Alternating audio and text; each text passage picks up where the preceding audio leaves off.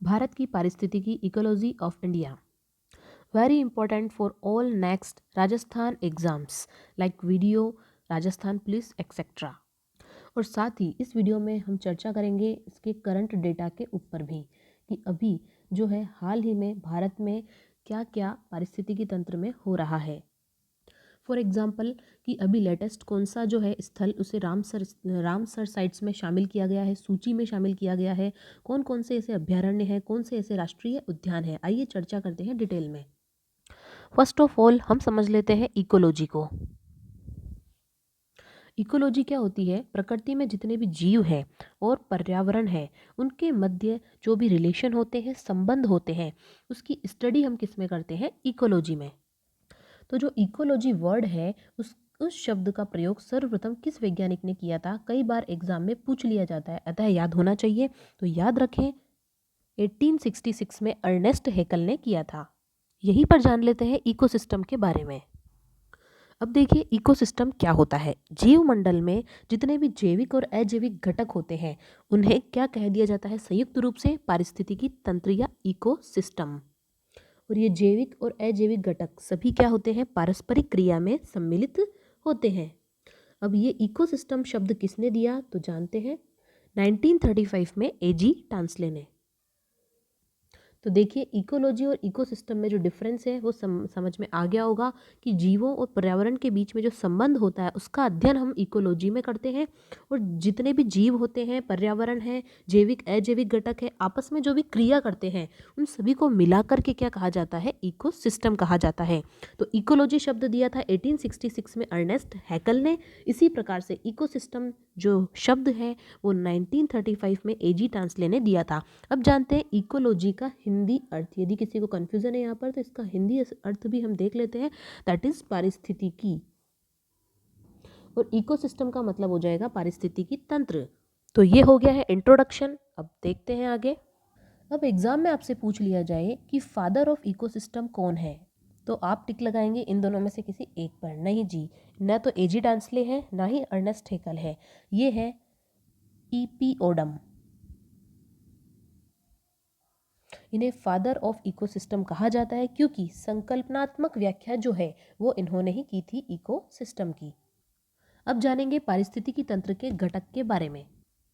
जैविक घटक इंपोर्टेंटली 3 प्रकार के होते हैं। सबसे पहला वाला होता है उत्पाद, जो कि क्या करता है? उत्पाद देता है, प्रोडक्ट बनाता है। नंबर 2 पर होता है उपभोक्ता। उपभोक्ता क्या करता है? जो भी बने हुए उत्पाद हैं उनका उपयोग करता है। अब ये उपभोक्ता भी कितने प्रकार के होते हैं? लगभग 3 प्रकार के होते हैं, फर्स्ट, सेकंड एंड थर्ड। प्राथमिक उपभोक्ता, द्वितीयक उपभोक्ता और तृतीयक उपभोक्ता। तो जनरली प्राथमिक उपभोक्ता तो होंगे शाकाहारी। कैसे होते हैं? शाकाहारी। जो द्वितीयक उपभोक्ता होते हैं वो होते हैं मांसाहारी। उसके बाद जो तृतीयक उपभोक्ता होते हैं वो होते हैं सर्वाहारी, लेकिन इन्हें फिर बाद में कोई भी नहीं खाता है। नेक्स्ट नंबर 3 पर जो है मेनली जैविक घटक, वो होता है अपघटनकर्ता, या फिर आप इसे कह सकते हैं अपघटक। अब ये क्या करता है? जितने भी मृत जीव होते हैं उनका अपघटन करते हैं। For example micro bacteria. अब देखिए इसी प्रकार अजैविक घटक भी मोस्ट ऑफ 3 प्रकार के होते हैं। पहला कौन सा होता है? कार्बनिक। दूसरा कौन सा होता है? अकार्बनिक। और तीसरा कौन सा होता है? भौतिक। अब देखिए ऐसे अजैविक घटक जिनके अंदर जीव तो होता ही नहीं है, ठीक है। दूसरी बात, जिनमें कार्बन भी नहीं हो, ऐसे घटक क्या कहलाते हैं? कार्बनिक अजैविक घटक कहलाते हैं। जैसे कि फॉर एग्जांपल प्रोटीन हो गया, कार्बोहाइड्रेट हो गया, ये सभी किस में आते हैं? कार्बनिक अजैविक घटक में। उसके बाद में बात करते हैं नॉन कार्बनिक या फिर अकार्बनिक अजैविक घटक। अब जिसके अंदर कार्बन नहीं होता है और अजीव होते हैं वो क्या होते हैं? जैसे कि हमारे शरीर में क्या पाई जाती है? वसा। इसके अलावा जैसे लवण हो गया, ओके, लवण हो गए, खनिज हो गए, और भी ऐसे बहुत सारी धातुएं होती है जैसे कि कैल्शियम, पोटेशियम आदि। ये सभी किस में आते हैं? नॉन कार्बनिक अजैविक घटक में। अब हम देखते हैं भौतिक अजैविक घटक।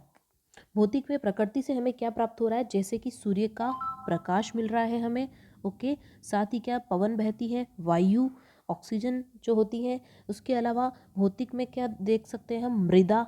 मृदा भी क्या होती है? अजैविक घटक होती है। इसी प्रकार जल इत्यादि, ये सभी क्या कहलाते हैं? भौतिक अजैविक घटक कहलाते हैं। आपने कई जगह जैविक घटक के दो रूप और पढ़े होंगे जिनमें आते हैं स्वपोषी और परपोषी। स्वपोषी जो अपना भोजन स्वयं बनाते हैं, जैसे कि प्रकाश संश्लेषी जो कि कौन होते हैं, पौधे, रसायन संश्लेषी, तो ये कहलाते हैं स्वपोषी। इसके अलावा होते हैं परपोषी। परपोषी कौन होते हैं, जो इनके ऊपर डिपेंडेंट रहते हैं, ठीक है, जैसे कि शाकाहारी, मांसाहारी, सर्वाहारी, अपघटक, ये सभी जो है किसी न किसी के ऊपर डिपेंडेंट रहते हैं। तो ये दो प्रकार के जैविक घटक भी होते हैं, स्वपोषी और परपोषी। अब कई बार एग्जाम में इससे संबंधित प्रकाश संश्लेषण की क्रिया के बारे में पूछ लिया जाता है, तो आइए रिकॉल करते हैं।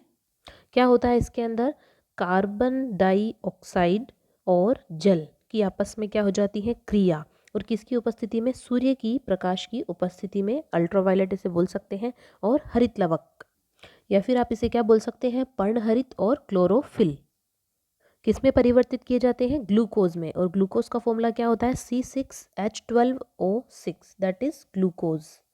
तो पौधे जो होते हैं वो क्या करते हैं, प्रकाश की उपस्थिति में, प्रकाश के माध्यम से हरित लवक की प्रेजेंस में कार्बन डाइऑक्साइड और किससे क्रिया करते हैं, जल से क्रिया करके, इनकी क्रिया करवा के क्या बनाते हैं, ग्लूकोज बनाते हैं, C6H12O6। साथ ही यहाँ से जो कुछ ऑक्सीजन है वो रिलीज होती है, तो 6O2।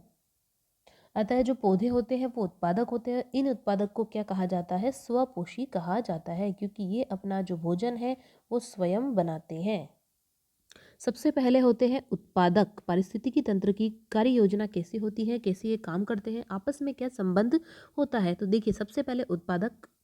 अब ये उत्पादक क्या करते हैं, खुद का पोषण तो करते ही हैं, इनके ऊपर कौन डिपेंडेंट होते हैं, प्राथमिक उपभोक्ता। तो जो उत्पादक होते हैं उन्हें हम मान सकते हैं फर्स्ट स्टेज पे, और जो प्राथमिक उपभोक्ता होते हैं उन्हें हम मान सकते हैं सेकंड स्टेज पे। किस हिसाब से, पोषण के स्तर पर। इनके ऊपर डिपेंडेंट कौन रहेंगे, सेकंड उपभोक्ता। और पोषण के हिसाब से बात करें तो ये कौन से नंबर पर आएंगे, तीसरे नंबर पर आते हैं। उसके बाद इनके ऊपर डिपेंडेंट रहेंगे टर्शरी, तृतीयक उपभोक्ता, और पोषण स्तर के हिसाब से ये फोर्थ नंबर पर आते हैं। और जब इन तीनों का क्या आएगा, अंत समय आएगा, प्रथम, द्वितीय और तृतीयक उपभोक्ताओं का, तो ये क्या होंगे, अपघटक द्वारा अपघटित हो जाएंगे। अब एक सबसे ऊपर पोषण स्तर पर कौन होते हैं, सर्वाहारी होते हैं। सर्वाहारी या सर्वोच्च उपभोक्ता आप इनको कह सकते हैं, इनको कोई और नहीं खाता है, ये लास्ट में होते हैं। तो देखिए, ये किसका यूज़ करते हैं, ये पेड़ पौधों उत्पादक से तो पोषण लेते ही हैं, साथ ही साथ जो तृतीयक उपभोक्ता होते हैं उनसे भी पोषण लेते हैं। तो इसको हम क्या कहेंगे, ये कौन से पोषण स्तर पर है, सर्वोच्च पोषण स्तर पर सर्वाहारी होते हैं। तो देखिए अब क्या होगा, यहाँ से जो अपघटक है वो कहाँ पे मिल जाएंगे, मृदा में। ओके, और मृदा फाइनली वापस किनके यूज़ में आएगी, उत्पादकों के। इसके अलावा उत्पादक और क्या यूज़ में लेते हैं, ऊर्जा यूज़ में लेते हैं और वायु यूज़ में लेते हैं। जैसे कि हमने देखा था क्या, प्रकाश, CO2, H2O, ये सभी वायु भी ये यूज़ में लेते हैं। तो इस प्रकार इनका जो चक्र है वो चलता रहता है।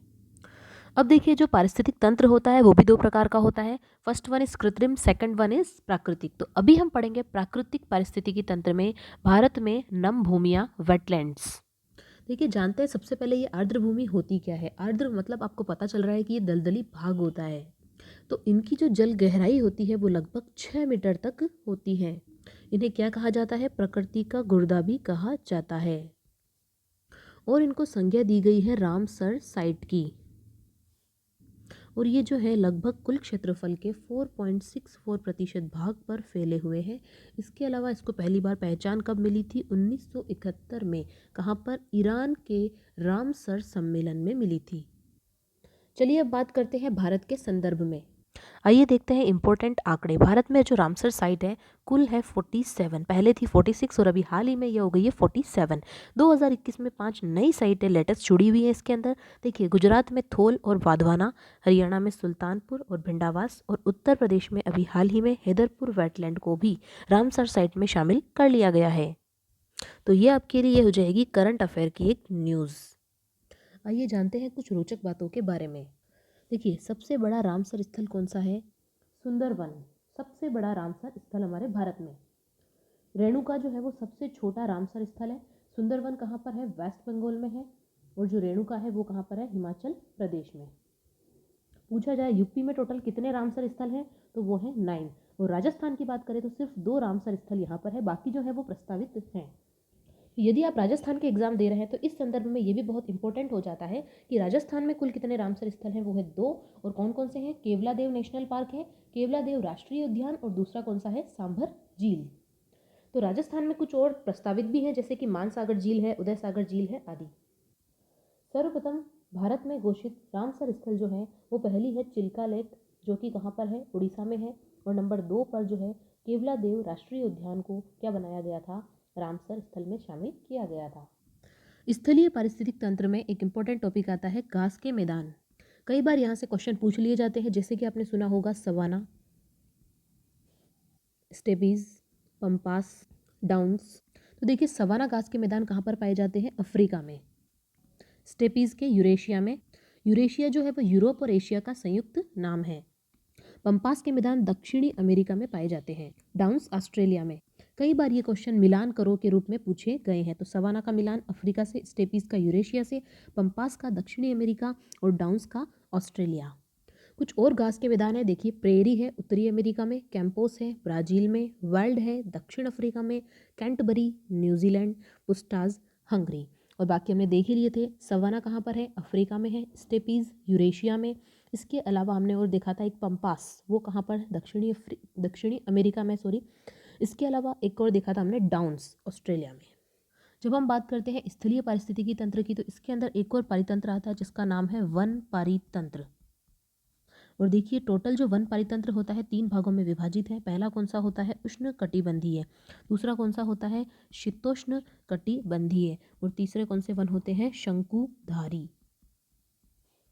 आपने एक नाम सुना होगा सेल्वास। तो उष्ण कटिबंधीय के अंदर एक वन आता है सदाबहार वन। तो उष्ण कटिबंधीय सदाबहार वनों को ब्राजील के अंदर क्या कहा जाता है? सेल्वास कहा जाता है ब्राजील में। स्थलीय पारिस्थितिकी तंत्र में नेक्स्ट होता है टुंड्रा पारितंत्र। अब देखिए टुंड्रा पारितंत्र की विशेषता क्या होती है? सबसे पहले देखिए इसके 2 भाग होते हैं, कौन कौन से? एक होता है आर्कटिक और एक होता है अल्पाइन। नंबर 2 बार टुंड्रा प्रदेशों में क्या होता है? सूर्य का प्रकाश बिल्कुल नहीं रहता है। सूर्य का प्रकाश का वहाँ पर वो ज़्यादा अभाव होता है। इसी कारण से ऑब्वियसली वहाँ पर क्या होगी? ठंड बहुत ज़्यादा कड़ाके की पड़ती है। ठंड अपनी चरम सीमा पर होती है। यहाँ पर लाइकेन, बर्च मास आदि प्रकार की जो है वनस्पतियाँ पाई जाती है। तो ये होते हैं टुंड्रा प्रदेश। यदि आप जानना चाहें कि ये कहाँ पर पाए जाते हैं, तो ध्यान रखिएगा ये अमेरिका के उत्तरी भाग में पाए जाते हैं। दूसरी बात, ग्रीनलैंड, यूरोप और साइबेरिया में भी ये पाए जाते हैं। नेक्स्ट आता है मरुस्थलीय पारितंत्र। देखिए यहाँ पर जो औसत वर्षा होती है वो 25 सेंटीमीटर से भी कम होती है, जो कि हम भूगोल में पढ़ चुके हैं।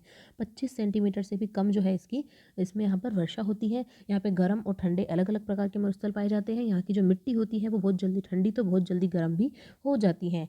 ठीक है, इसलिए इसका जो टेम्परेचर है वो, अगर हम निम्नतम की बात करें तो 0 डिग्री से भी नीचे माइनस में भी चला जाता है, और उच्चतम की बात करें तो 50 to 55 यहाँ पर टेम्परेचर हो जाता है। वनस्पति किस टाइप की पाई जाती है? कैक्टस है, बबूल है, इस प्रकार की झाड़ियाँ, कांटेदार वृक्ष जो है यहाँ पर पाए जाते हैं। और जो पेड़ की जड़ें होती हैं वो कहाँ तक जाती है? बहुत गहराई तक जाती है, क्योंकि उनको पानी नहीं मिल पाता है। तो बहुत गहरी जड़ें इनकी होती हैं पेड़ों की। यदि बात करें भारत में कहाँ पे मरुस्थल है, तो देखिए मेनली ये कहाँ पर फैला हुआ है? एक तो राजस्थान का थार मरुस्थल है। ठीक है, थार मरुस्थल है, सहारा है, अरब है, और फारस के मरुस्थल जो है यहाँ पर मुख्यतया भारत में फैले हुए हैं। कहाँ कहाँ पर है भारत के अंदर? तो देखिए ये जो है पंजाब में है, हरियाणा में है, ठीक है, राजस्थान में है और गुजरात में है। इन 4 स्टेट्स में पूरे भारत के अंदर क्या फैले हुए हैं? मरुस्थलीय भाग। तो अभी तक हमने पढ़ा स्थलीय पारिस्थितिकी तंत्र, और अब हम पढ़ेंगे जलीय पारिस्थितिकी तंत्र। देखिए 3 प्रकार के होते हैं, जिसमें से एक का जो वर्णन है हम कर चुके हैं। तो पहला होता है कौन सा? ज्वार नद मुख। ये किसके संदर्भ में है? नदियों के संदर्भ में है, जो डेल्टा बनाती है नहीं बनाती है। ठीक है, और दूसरा होता है आर्द्र भूमि वाला। ठीक है, और तीसरा तंत्र कौन सा होता है? मैंग्रोव। ये 3 प्रकार के जलीय पारिस्थितिकी तंत्र प्रकृति में पाए जाते हैं। देखिए ज्वार नद मुख ये क्या होता है? इसके अंतर्गत जितनी भी नदियाँ आती हैं वो सभी की सभी डेल्टा नहीं बनाती हैं। क्या करती हैं? डेल्टा नहीं बनाती हैं। बिना डेल्टा बनाए सीधे कहाँ पर चली जाती है? सागर में चली जाती है, समुद्र में गिर जाती है।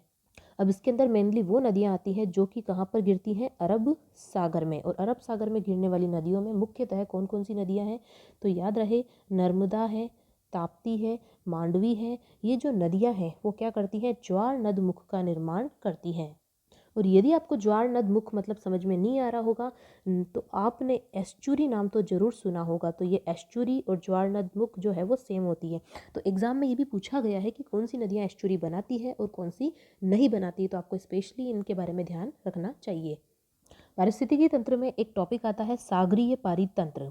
तो जो सागरीय पारितंत्र होता है वो दो तरह का होता है। कौन कौन सा होता है, एक तो होता है खुला और एक होता है प्रवाल भित्ति वाला। तो देखिए एग्जाम में यहाँ पर प्रवाल भित्ति से क्वेश्चन पूछा जाता है। तो प्रवाल भित्ति एक्चुअल में होती क्या है, ठीक है, ये आपस में क्या होती है, पक्की तरह से बहुत ही क्या बोल सकते हैं, ताकत से या अखंड रूप से जुड़ी हुई होती है। पथरीले प्रवाल पोलिप पोलिप जो होते हैं उनके ये ढांचे होते हैं। तो एक्चुअल में ये जो प्रवाल भित्तियाँ होती हैं ये चार प्रमुख क्षेत्रों में हमारे भारत में पाई जाती हैं। कहाँ पर, एक तो तमिलनाडु में, तमिलनाडु में क्या है, एक मन्नार की खाड़ी है स्पेशली वहाँ पर। दूसरी है गुजरात में, कौन सी खाड़ी है, कच्छ की खाड़ी। और इसके अलावा लक्षद्वीप का नाम आपने सुना होगा, यूनियन टेरिटरी, ठीक है। और एक है अंडमान एंड निकोबार द्वीप समूह है। इन चारों स्थानों पर स्पेशली ये प्रवाल भित्ति पाई जाती हैं। और एक चीज़ और आप नोट डालकर लिखें यहाँ पर, पोर्ट ब्लेयर में क्या है, पोर्ट ब्लेयर में एक राष्ट्रीय प्रवाल भित्ति अनुसंधान केंद्र की स्थापना भी हुई है। तो इस प्रकार समाप्त होता है भारत की पारिस्थितिकी के इम्पोर्टेंट पॉइंट्स।